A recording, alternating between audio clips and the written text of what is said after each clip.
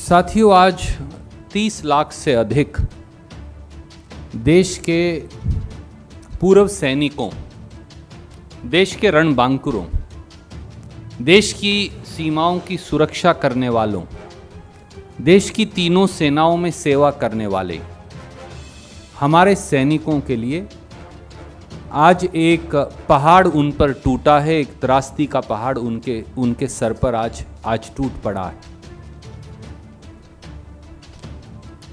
क्योंकि 1 rank 1 pension की हमारे सैनिकों की मांग को देश के पूर्व सैनिकों और तीनों सेना के जवानों और अधिकारियों को 1 रैंक 1 पेंशन ना देना सीधे सीधे देश के इन 30 लाख सैनिकों, पूर्व सैनिकों से विश्वासघात है, धोखा है।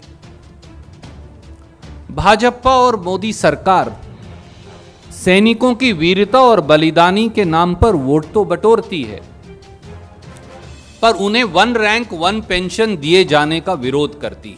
सांसद रणदीप सुरजेवाला जी ने इस देश के पूर्व सैनिकों की लंबित 1 रैंक 1 पेंशन की डिमांड के लिए स्पेशल तौर पर सिर्फ इसी टॉपिक के ऊपर 1 रैंक 1 पेंशन हमारे सैनिकों को उसकी एरियर के साथ मिल जाए और उसका रिवीजन हो जाए, स्पेशली दोस्तों हमारे पूर्व सैनिकों के लिए प्रेस कॉन्फ्रेंस की है, वो भी कांग्रेस हेडक्वार्टर में इस देश की मीडिया के सामने। दोस्तों आपकी स्क्रीन पर आप देख सकते हैं, कांग्रेस हेडक्वार्टर में उन्होंने 1 रैंक 1 पेंशन के हर पहलू को छूकर इस देश के नागरिकों के सामने हमारे लगभग 30 लाख पूर्व सैनिकों की मांग को रखा है। इस देश की मीडिया के सामने पूर्व सैनिकों की मांग को रखा है और कांग्रेस पार्टी ने सीधे तौर पर रणदीप सुरजेवाला ने मोदी सरकार से सवाल पूछा है कि आखिरकार इस देश के भूतपूर्व सैनिकों के शौर्य और साहस का आप अपमान क्यों कर रहे हैं। विश्व में कोई भी फौज का सैनिक ऐसा नहीं है जिसको अपनी मांग के लिए, इतना लंबित डिमांड पड़ी मांग को मनवाने के लिए सरकार के आगे गुहार लगानी पड़े। विडंबना ये है कि दोस्तों सुप्रीम कोर्ट का ऑर्डर आने के बाद भी माननीय मोदी सरकार इसको लागू नहीं कर रही है, ना ही एरियर दे रही है और ना ही पेंशन रिवीजन हो रहा है। दोस्तों किस किस पहलू को छुआ और कैसे प्रेस कॉन्फ्रेंस में हमारे सैनिकों के लिए स्पेशली बात की, आप देखिए ये वीडियो। साल 2004 से 2012 के बीच यूपीए कांग्रेस सरकार ने 3 बार एक्स सर्विसमैन की पेंशन बढ़ाई और 7,000 करोड़ का फायदा उन्हें दिया। 17 फरवरी 2014 को देश की संसद में बजट पेश करते हुए तत्कालीन वित्त मंत्री श्री पी चिदम्बरम जी ने सरदार मनमोहन सिंह जी की सरकार की ओर से, यूपीए की ओर से यह घोषणा की कि 1 रैंक 1 पेंशन लागू कर दिया जाएगा, कोश्यारी कमेटी के अनुरूप। 26 फरवरी 2014 को उस समय के रक्षा मंत्री श्री AK एंटनी द्वारा तीनों सेनाओं के मुखिया और उनके साथ साथ डिफेंस सेक्रेटरी और डिफेंस मंत्रालय के अधिकारियों की एक बैठक की गई। उस बैठक की प्रतिलिपि मैं आपको भेज रहा हूं, वो ये, और इसमें साफ तौर से निर्णय लिया गया कि एक रैंक में काम कर एक जैसी सेवा से, एक समय बराबर की सेवा से रिटायर होने वाले सभी अधिकारियों को एक समान पेंशन दी जाएगी। उनकी रिटायरमेंट की तारीख कोई अलग अलग चाहे क्यों ना हो, और बढ़ी हुई पेंशन का फैसला और निर्णय भी, लाभ भी सभी पूर्व सैनिकों को मिलेगा। यह स्पष्ट आदेश है और मैं ये पढ़कर सुनाना चाहूंगा जो सरकार ने किया।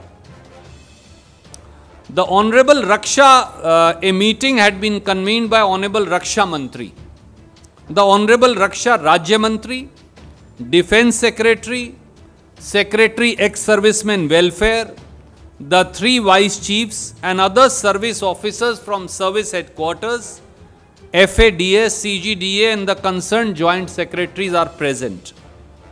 It was noted that 1 rank 1 pension implies that uniform pension be paid to armed forces personnel retiring in the same rank with the same length of service irrespective of their date of retirement, and any future enhancement in the rates of pension to be automatically passed on to the past pensioners. This implies bridging the gap between the rate of pension between the current pensioners and the past pensioners and future enhancements. Para 5 is important. He directed, it's a decision, he directed that CGDA may initiate necessary steps in consultation with the three services, MOD, Finance and Department of Ex-Servicemen Welfare, to give effect to this decision. It's not a policy. He said we've decided this. He also emphasized that family pensioners etc. be included. 24 अप्रैल 2014 को कांग्रेस सरकार ने एक आदेश जारी किया, रक्षा मंत्रालय ने बाकायदा। इस आदेश की प्रतिलिपि मैं आपको भेज रहा हूं और हमने कहा, as decided in the meeting on OROP chaired by Honorable Raksha Mantri on 22 April 2014, a working group is constituted as follows to finalize the modalities of implementation of OROP. OROP is decided. Only modalities of implementation have to be decided based on the principles specified in the previous meeting on OROP held on 26 February 2014. यानी 26 फरवरी को जो निर्णय किया है उसे लागू करने के लिए एक ग्रुप बनाया गया। और ये तीसरा कागज जो शायद सुप्रीम कोर्ट देख ही नहीं पाई, इन दोनों को भी और तीसरे को भी, ये वो कागज है जिससे OROP कैसे लागू होगी, और ये तीनों सेना के प्रमुखों को भेज दिया गया। और इसमें बाकायदा जो 26 फरवरी की मीटिंग है उसका खुलासा है। उसके बाद ये लिखा है, the above definition has been accepted by the government, क्योंकि अब उन्होंने कोर्ट में कहा कि ऐसा कभी निर्णय ही नहीं हुआ था और कोर्ट ने उस आधार पर निर्णय कर दिया। The above definition has been accepted by the government for implementation of OROP, therefore uniform rate of pension including family and invalid pension will be paid। और उसके बाद आगे कहते हैं, the OROP will be implemented in the following manner। ये आप पढ़ लेंगे, ये इसके अगले पन्ने पे लिखा है बाकायदा कैसे ये लागू होगी और कितना पैसा इस्तेमाल में आएगा, कितना पैसा देना पड़ेगा, उसकी डिटेल्स भी इस चिट्ठी में। साथियों, उसके बाद यूपीए की सरकार चली गई, कांग्रेस की सरकार चली गई।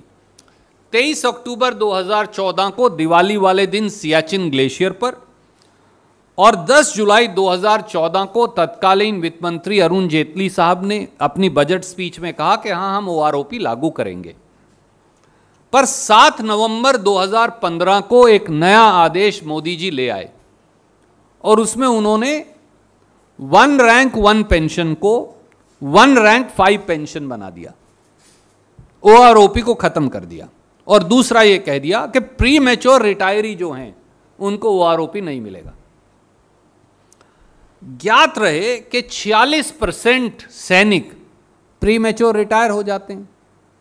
मैं अब अगर कोश्यारी कमेटी को, जो बीजेपी के पूर्व मुख्यमंत्री है, उन्हें कोट करूं तो उन्होंने कहा कि केवल थल सेना में, आर्मी में 13 लाख में से 1000 लोग ही, ओनली 1000 आउट ऑफ 13 लाख, वो 60 साल की रिटायरमेंट एज तक पहुंचते हैं।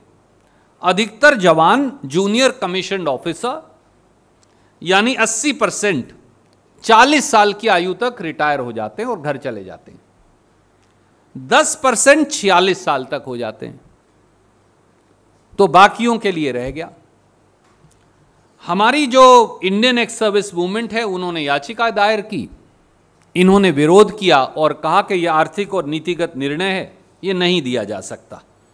हमारे आज 30 लाख पूर्व सैनिकों और वायुसेना, नौसेना और थल सेना, आर्मी, एयरफोर्स और नेवी, इन सब के सैनिकों और अधिकारियों की ओर से 7 सवाल मोदी जी और भाजपा सरकार से हैं।